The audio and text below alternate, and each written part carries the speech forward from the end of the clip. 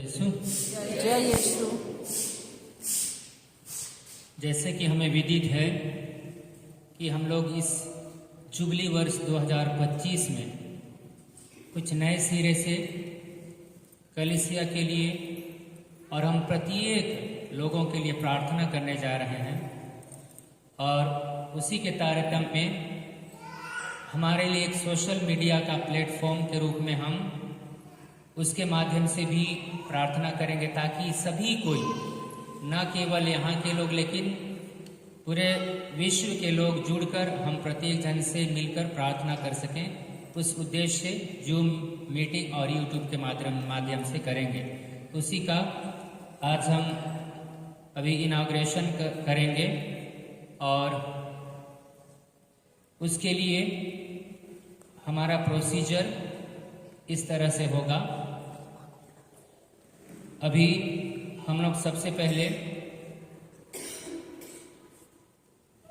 दीप प्रज्वलन करेंगे और उसके बाद माल्यार्पण और आरती होगा, फिर बाइबल से पाठ होगा, फिर उस पाठ के आधार पर संदेश और उसके बाद हमारे ये जो हम जूम और यूट्यूब में जो प्रार्थना करने जा रहे हैं उसका उद्देश्य और उसके बाद इसका समापन होगा।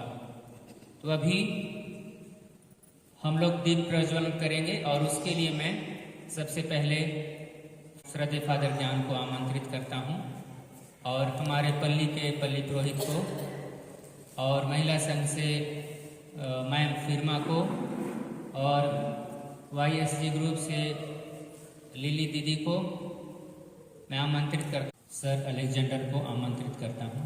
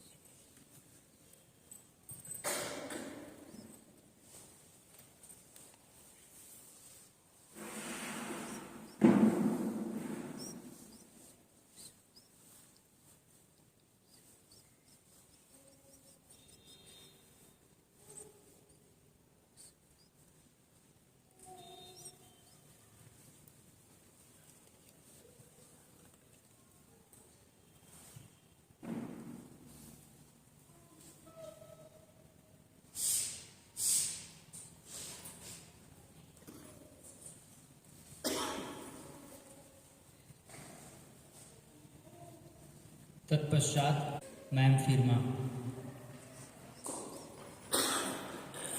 ताली बजा रही हैं।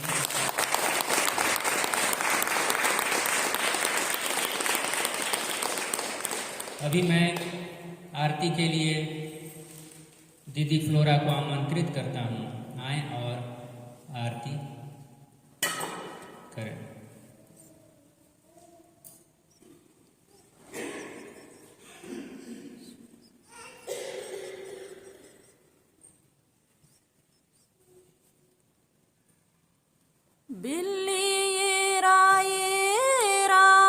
गुचा भैरो कालोतना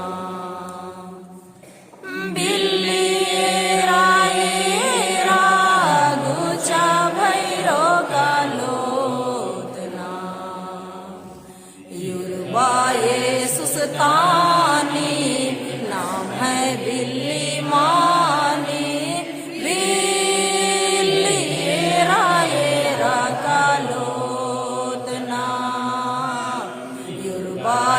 सुस्तानी नाम है बिल्ली मानी बिल्ली रायरा कालोतना कोहा धर में बेला सिंबोलो मंजस बारे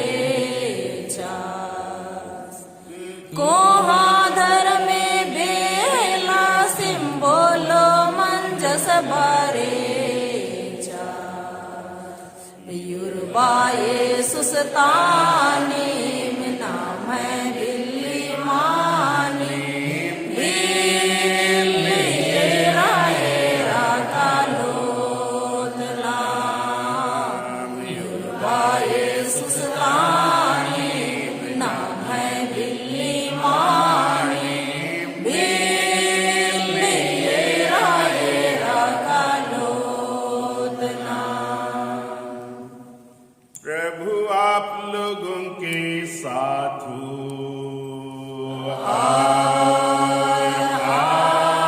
आपकी आत्मा संत मत्ती के अनुसार पवित्र सुसमाचार। हे प्रभु तेरी महिमा। ईसा का जन्म यहूदिया के बेतलहम में राजा हेरोद के समय हुआ था।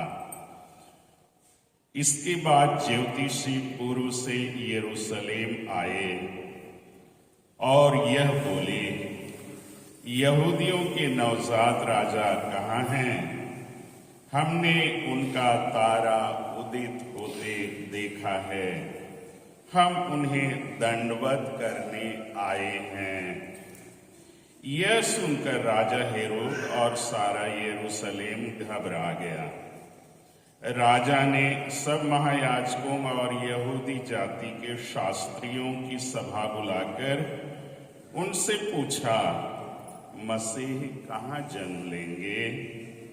उन्होंने उत्तर दिया, यहूदिया के बेतलहम में, क्योंकि नबी ने इसके विषय में लिखा है, बेतलहम यूदा की भूमि, तू यूदा के प्रमुख नगरों में किसी से कम नहीं है, क्योंकि तुझ में एक नेता उत्पन्न होगा जो मेरी प्रजा इस्राएल का चरवाहा बनेगा। हेरोद ने बाद में ज्योतिषियों को चुपके से बुलाया और उनसे पूछताछ कर पता लगा लिया कि वह तारा ठीक किस समय उन्हें दिखाई दिया था। फिर उसने उन्हें बेतलहम भेजते हुए यह कहा, जाइए बालक का ठीक ठीक पता लगाइए और उसे पाने पर मुझे खबर दीजिए, जिससे मैं भी जाकर दंडवत करूं। वे राजा की बात मानकर चल दिए। उन्होंने जिस तारे को उदित होते देखा था वह उनके आगे आगे चलता रहा और जहां बालक था उस जगह के ऊपर पहुंचकर ठहर गया। वे तारा देखकर बहुत आनंदित हुए। घर में प्रवेश कर उन्होंने बालक को उसकी माता मरियम के साथ देखा और उसे साष्टांग प्रणाम किया। फिर अपना अपना संदूक खोलकर उन्होंने सोना, लोबान और गंधरस की भेंट चढ़ाई। उन्हें स्वप्न में यह चेतावनी मिली कि वे हेरोद के पास नहीं लौटे, इसलिए वे दूसरे रास्ते से अपने देश चले गए। प्रभु का सुसमाचार। हे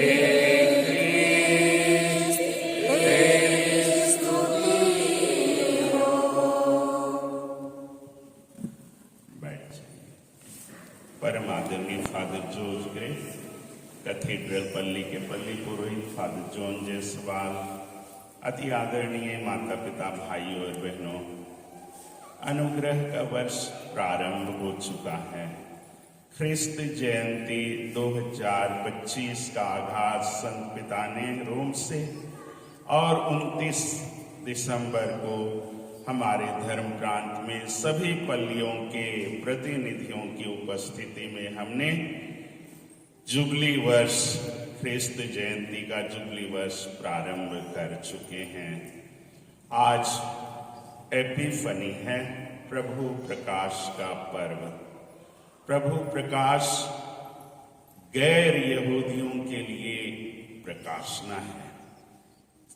एपिफनिया यूनानी भाषा, ग्रीक भाषा में प्रकाशना है। ईश्वर का प्रकाशना सभी मनुष्यों के लिए।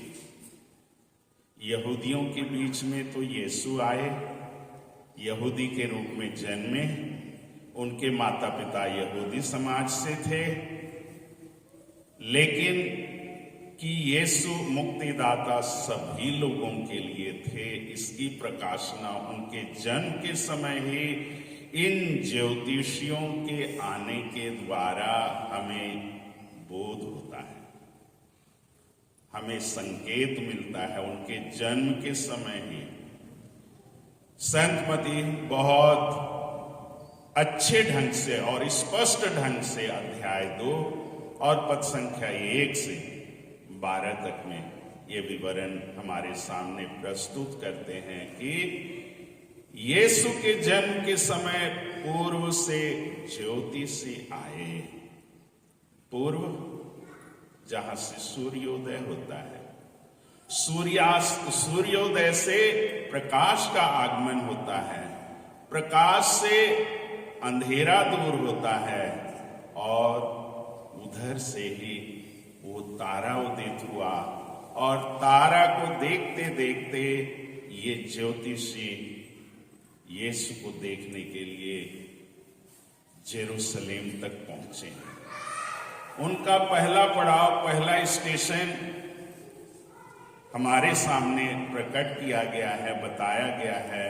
वो हेरोद राजा के दरबार में ये पहुंचे हैं और पूछ रहे हैं, क्योंकि उन्हें पता है कि ये यहूदिया में प्रवेश किए हैं तो यहूदिया में कोई जन्मा होगा तो यहूदियों का राजा ही होगा।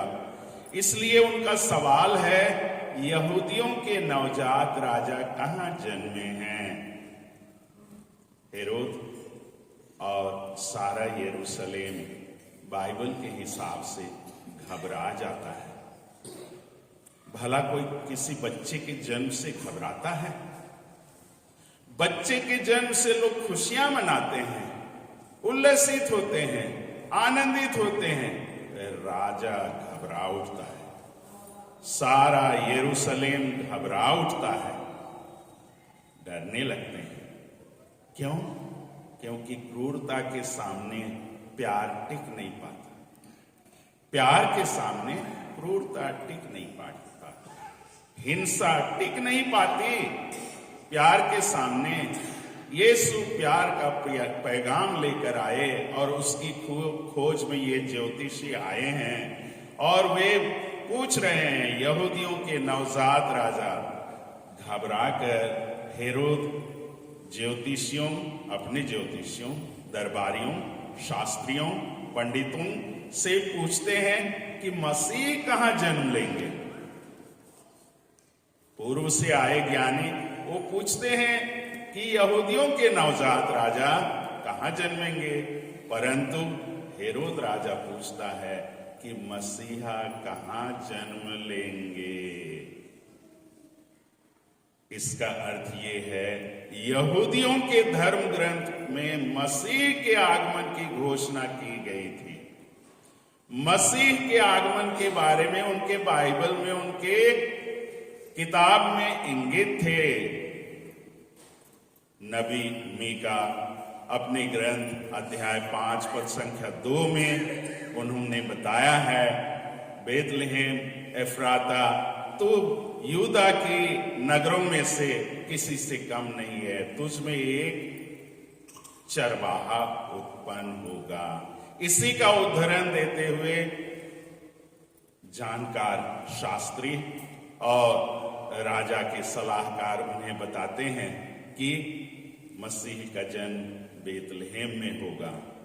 जानकारी पर्याप्त नहीं है। इन लोग जानते थे ईसा मसीह कहां जन्मेंगे, ये बाइबल पढ़ते थे यीशु कहां जन्मेंगे, परंतु वे अपने महल छोड़ नहीं पाए, अपने घर नहीं छोड़ पाए, अपने आरामदायक जीवन छोड़ नहीं पाए। उन्होंने खोजने वालों को बताया कि वो बेतलहम में जन्मेंगे लेकिन वो अपने घर से, अपने गांव से, अपने महल से नहीं निकले। ये ज्योतिषी निकल पड़ते हैं।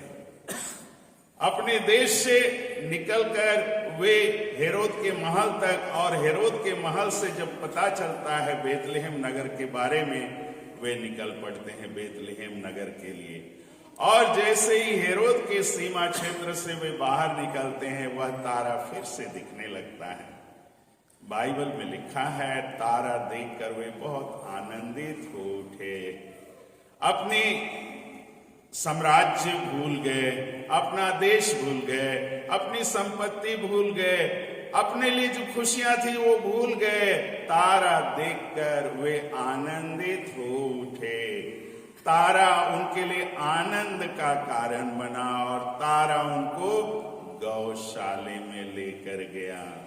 महल में नहीं लिया, शहर में नहीं लिया, कोई अच्छी जगह में नहीं लिया, गौशाले में लेकर उन्हें इंगित किया एक बालक को।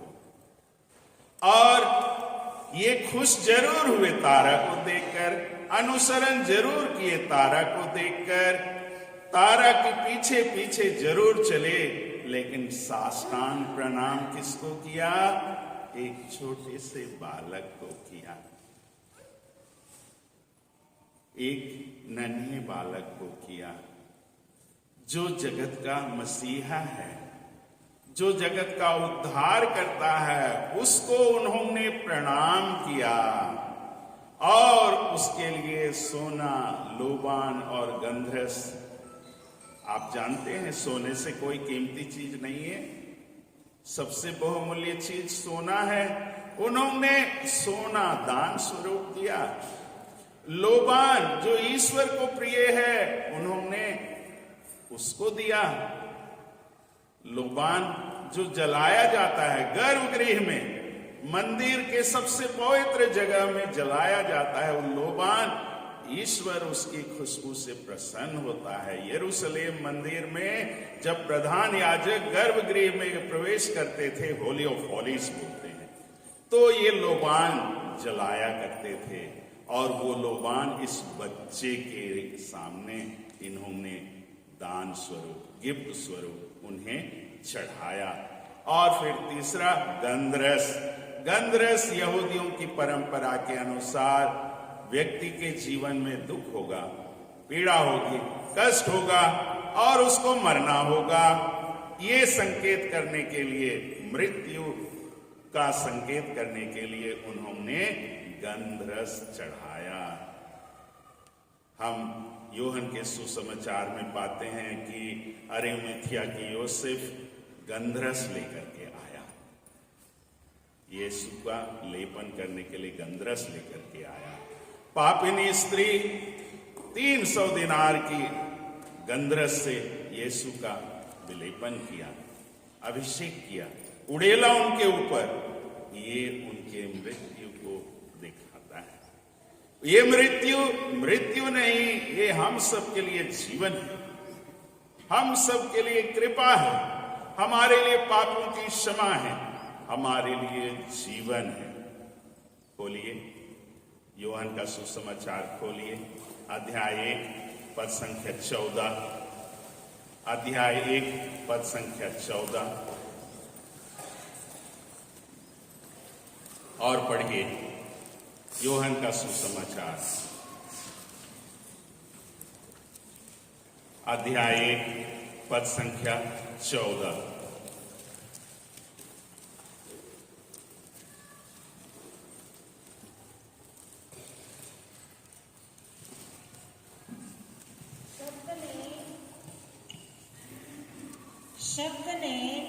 शब्द ने शरीर धारण कर हमारे बीच निवास किया। हमने उसकी महिमा देखी। वह पिता के एकलौते की महिमा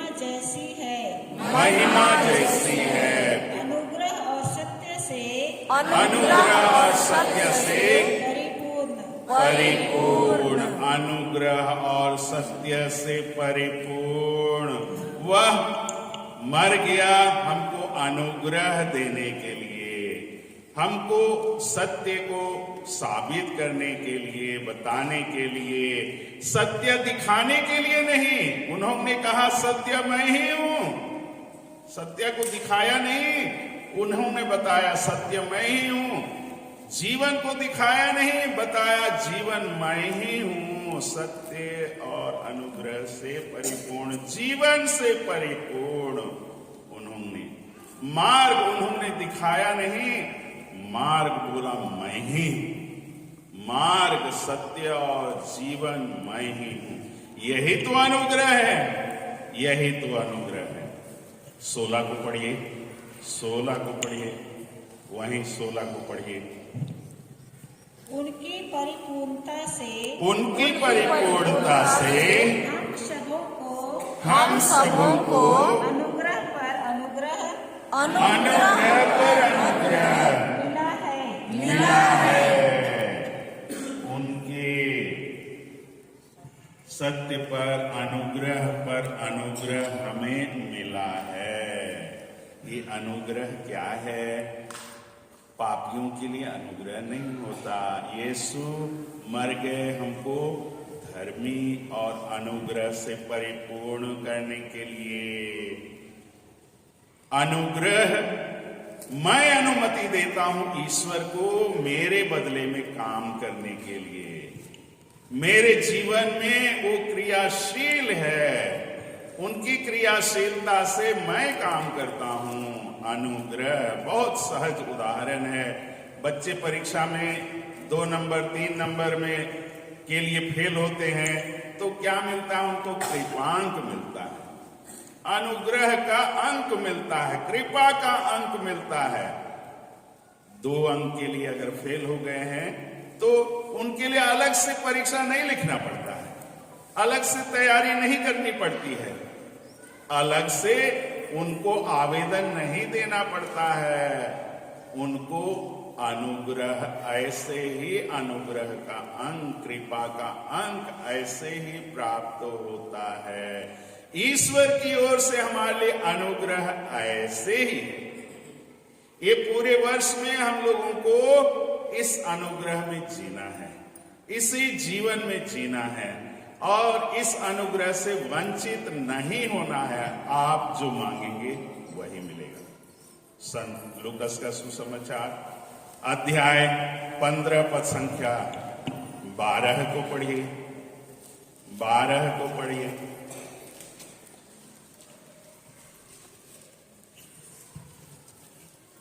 15 का 12 संत लूकस का सुसमाचार। छोटे ने अपने पिता से कहा, पिताजी संपत्ति का जो भाग मेरा है मुझे दे दीजिए। और पिता ने उनमें अपनी संपत्ति बांट दी। देखिए, पिता से बेटा ने मांगा संपत्ति का जो हिस्सा, अनुग्रह का जो हिस्सा है मुझे दे दीजिए, और पिता ने अपनी संपत्ति बांट दी। आप मांगेंगे ईश्वर दे देगा आपको, आपको जो चाहिए ईश्वर दे देगा। संपत्ति का जो हिस्सा, अनुग्रह का जो हिस्सा आपको, आप मांगेंगे वो पिता दे देगा। परंतु ये अनुग्रह कहीं आपको दूर देश ना चला जाए, ले जाए।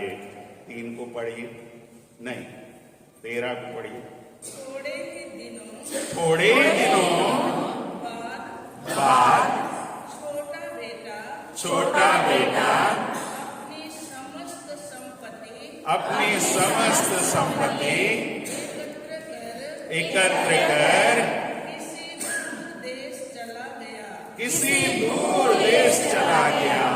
देख, और वहां भोग विलास में अपनी संपत्ति उड़ा दी। हमको स्वास्थ्य मिला है, हमको जीवन मिला है, हमको खुशियां मिली हैं, हमको विश्वास मिला है, हमको धार्मिकता मिली है, हमको सब कुछ मिला है। वह बेटा अपनी सारी संपत्ति इकट्ठा कर दूर देश चला गया, अनुग्रह से कट गया, कृपा से कट गया। पिता का अनुग्रह लेकर दूर देश भोग विलास में जीवन जिया और अपनी सारी संपत्ति उड़ा दी, सारी संपत्ति उड़ा दी। 15 को पढ़िए। इसलिए वह उस देश के एक निवासी का नौकर बन गया, जिसने उसे अपने खेतों में सूअर चराने भेजा। देखिए, अनुग्रह तो मिला, अनुग्रह का सदुपयोग नहीं किया, अनुग्रह से कट गया। आपको उस अनुग्रह के झरने से बने रहना है, जुड़े रहना है। आपको ये नहीं समझना है कि हमारे पास पर्याप्त है, सब कुछ है मेरे पास, जीवन चल रहा है, जिंदगी चल रही है, ऐसा सबके मन में आता है। नीरसता आती है, अरे सब ठीक ठाक है, अब आनंद का समय है, अब खुशियों का समय है। और इसी उन्माद में लोग क्या नहीं क्या कर बैठते हैं। कहता है वो उस देश के एक धनी आदमी के सूअर चराने का काम करने लगा। 18 को पढ़िए। मैं उठकर अपने पिता के पास जाऊंगा और उनसे कहूंगा, पिताजी,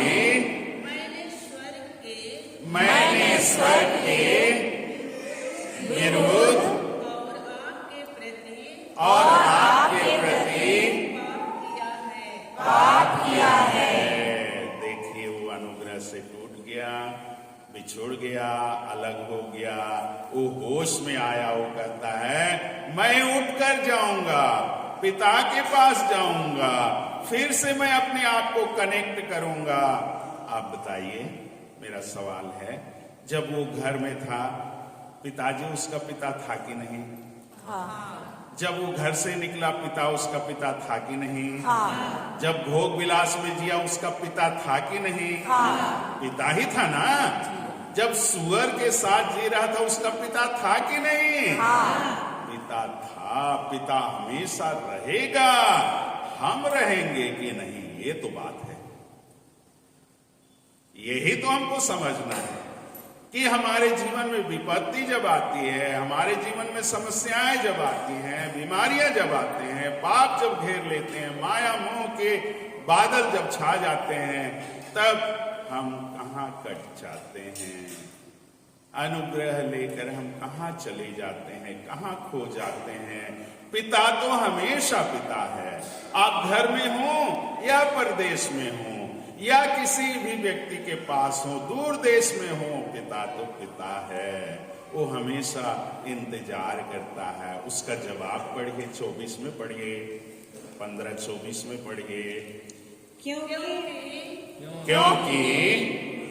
मेरा यह बेटा मर गया था और फिर जी गया है, यह खो गया था और फिर मिल गया है, और वे आनंद मनाने लगे। देखिए, पप्पा का आनंद, बाबा का आनंद कितना महान है। अपने खोए हुए लोगों को जब अनुग्रह में पाता है, कृपा में पाता है, आनंद मनाता है।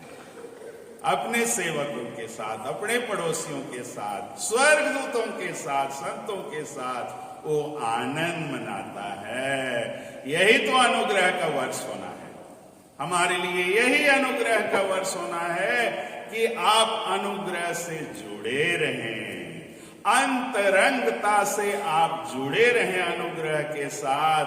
और अनुग्रह सिर्फ क्या में है?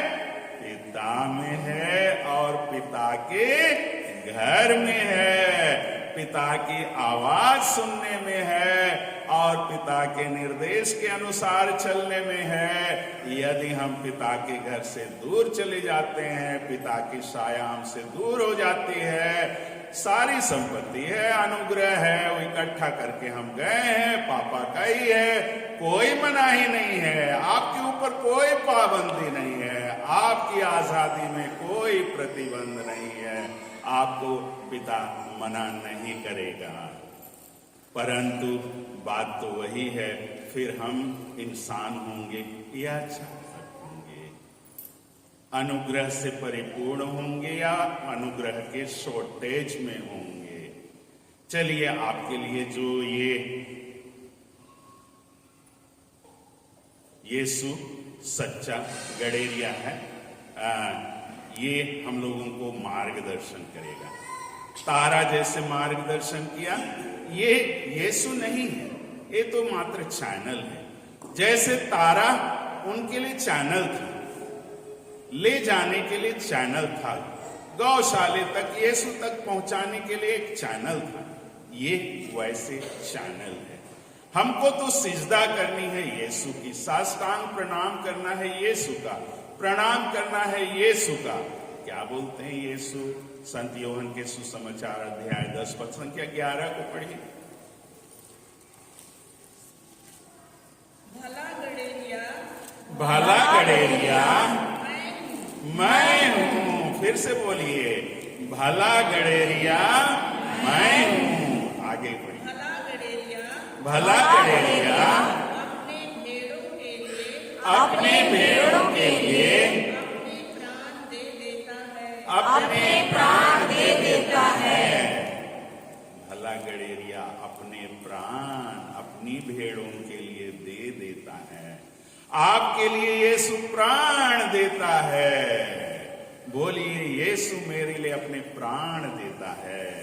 यीशु मेरे लिए अपने प्राण देता है। यीशु हमारे लिए अपने प्राण देता है।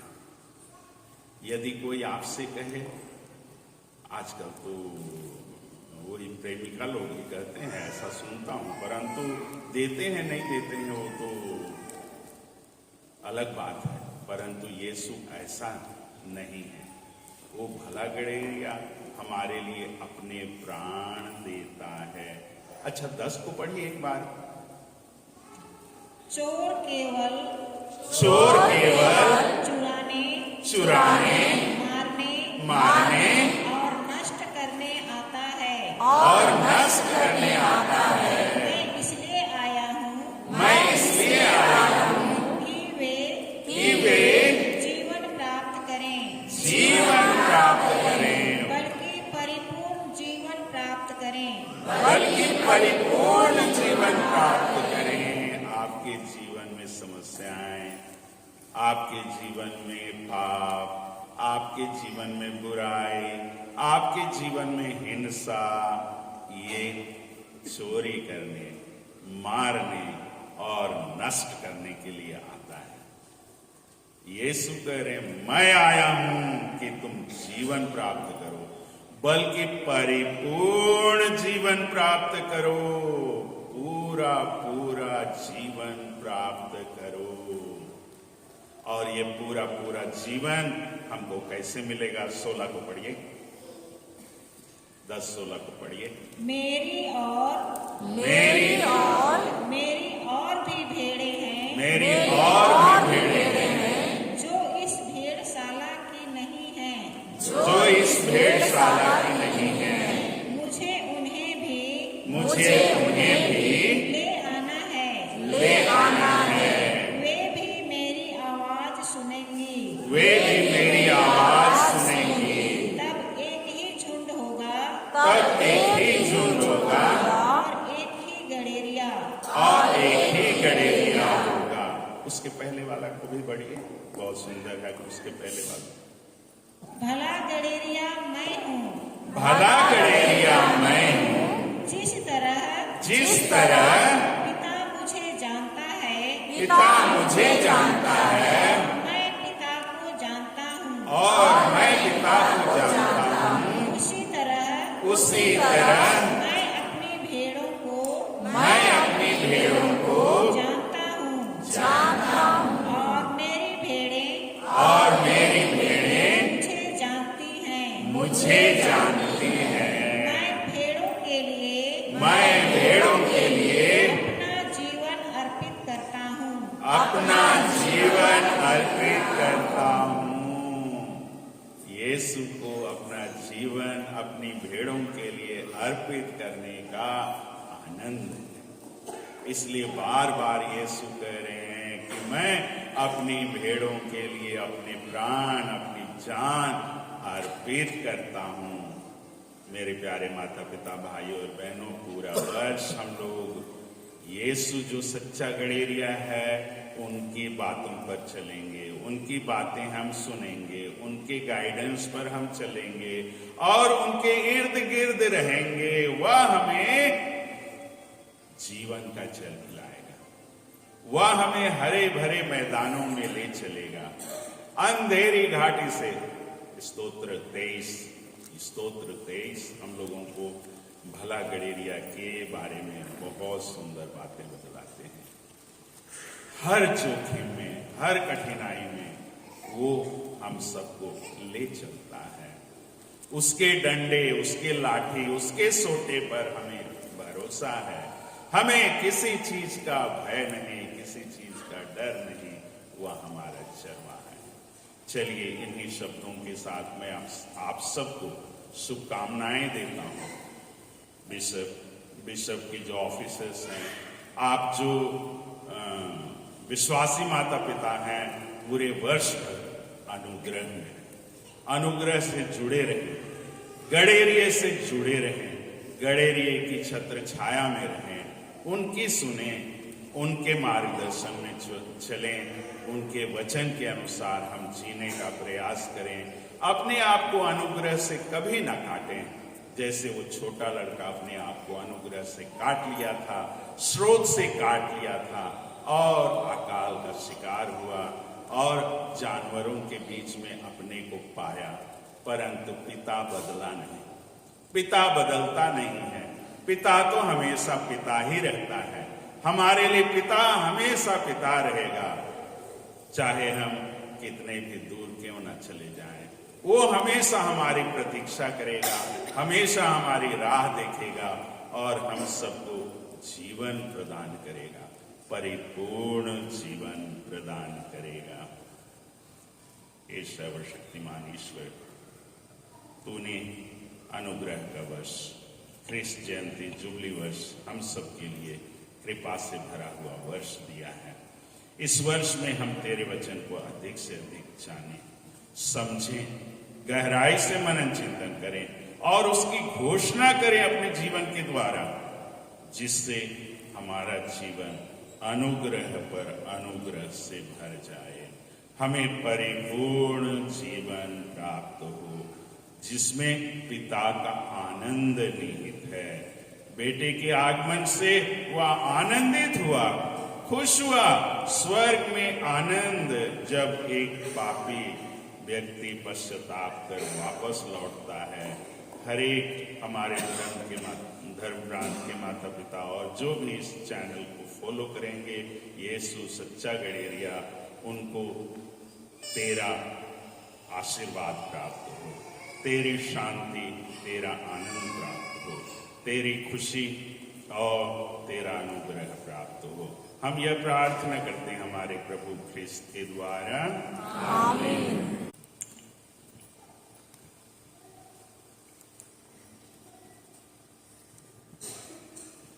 सबको जय यीशु। तो हम लोगों का ये जो उपवास के साथ प्रार्थना करने का उद्देश्य है, उसको हम लोग देखेंगे। और उसी अनुरूप हम कोशिश करेंगे प्रार्थना करने के लिए और उपवास के साथ। तो ये कुछ बाइबल के कुछ अध्याय हैं, कुछ विशेष जिनको लिया गया है। यहाँ कुछ दिया गया है लेकिन इससे भी और ज्यादा है फिलहाल के लिए, और इतने ही को मैं टाइप किया हूँ। तो हम लोग देखेंगे कुछ विशेष हैं। वहाँ गलत हो गया है, मत्ती 18:19 है, 19 से 20 तक, वो 7 हिंदी टाइप करते हैं तो डैश के बदले हो गया। हबक्कुक का अध्याय 2 से 3, योहन का सुसमाचार अध्याय 15:5, योशुआ का ग्रंथ अध्याय 1:8, यिर्मयाह नबी का ग्रंथ से अध्याय 33 पद संख्या 3, योहन का सुसमाचार अध्याय 16 पद संख्या 24, लूकस 10:19, गणना ग्रंथ 23:23, ईसायास नबी का ग्रंथ से 54:17, मार्कुस 11:23 से 24, योहन 10:10, रोमियो 12:21, कुरिन्थियों के नाम संत पौलुस का पत्र 12:27, गलातियों 3:13-14, लूकस 4:18 से 19, कोलोसियों के नाम संत पौलुस का पत्र अध्याय 2 पद संख्या 14, ईसायास नबी के ग्रंथ अध्याय 11:2, एफेसियों के नाम संत पौलुस का पत्र अध्याय 1 पद संख्या 3, मत्ती का सुसमाचार अध्याय 5 पद संख्या 13, मत्ती का ही सुसमाचार अध्याय 5:14, दूसरा पेतरुस 2:24, ईसायास नबी का ग्रंथ 53:4 से 5, ईसायास नबी का ही ग्रंथ 40:29, पहला योहन 2:19 और बहुत सारे हैं। तो ये हमारे बेसिस रहेंगे, इनके आधार पर हमने प्रार्थना तैयार किया है, लिखित में है। जब हम जूम मीटिंग करेंगे और यूट्यूब में प्रसारित होगा तब उसको हम वो जो टाइप किया हुआ रहेगा उसी सिलसिले में हम जाएंगे, सिलसिलेवार। तो यहाँ हमारा देखते हैं जूम या यूट्यूब प्रार्थना का उद्देश्य यहाँ पर है। हम देखते हैं यहाँ चुने हुए पुरोहितों, धर्म बहने एवं धर्म बंधुओं के लिए प्रार्थना। तो इनके लिए प्रार्थना करना है बाइबल वचन से, जो अभी हमने देखा उसमें से हमने तैयार किया है। बुलाहट के लिए प्रार्थना, बुलाहट के लिए प्रार्थना आज हमारे लिए बहुत जरूरी हो जाता है, बुलाहट के लिए प्रार्थना करना, क्योंकि यीशु ने अपने शिष्यों को चुना और उनको लोगों के बीच में भेजा। आज भी उसी तरह की जरूरत है। तीसरा हम देखते हैं रोगियों की चंगाई के लिए प्रार्थना। आज हम देखते हैं नाना प्रकार के रोग से ग्रसित हैं व्यक्ति, उनके लिए प्रार्थना करना हम प्रत्येक का कर्तव्य बनता है ताकि वो ठीक हो सके। हम देखते हैं नशा पान, बुरी संगति एवं गलत आदत से छुटकारा हेतु प्रार्थना।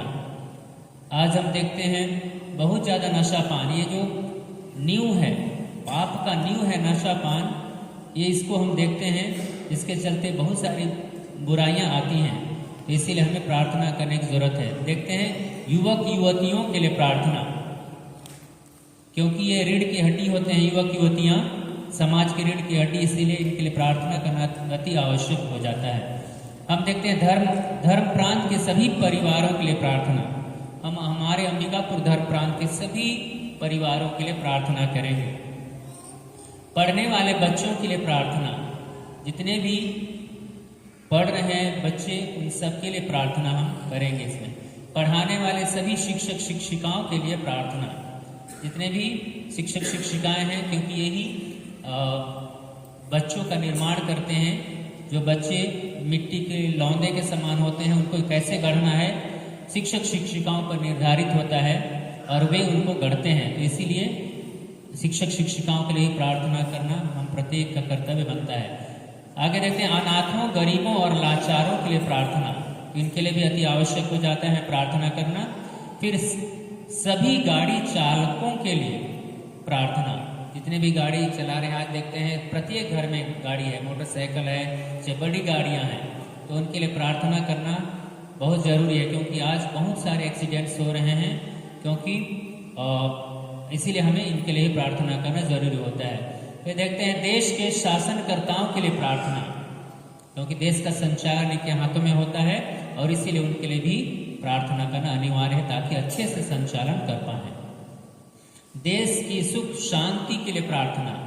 सुख शांति सभी को प्रिय है और हम चाहते हैं, और यही प्रभु यीशु ख्रिस्त भी चाहे, और इसीलिए सुख शांति और प्रेम और भाईचारा को लाने के लिए इस धरती पर मनुष्य रूप में आए, बालक के रूप में, और इसीलिए जो संदेश उन्होंने दिया है, इसीलिए हमें इनके लिए प्रार्थना करना जरूरी है। देश की समृद्धि और खुशहाली के लिए प्रार्थना। हम प्रार्थना करेंगे ताकि हमारा देश, पूरा विश्व और हम विशेष रूप से हमारा देश समृद्ध और खुशहाली पूर्वक जीवन यापन करे। तो ये हमारे उद्देश्य थे।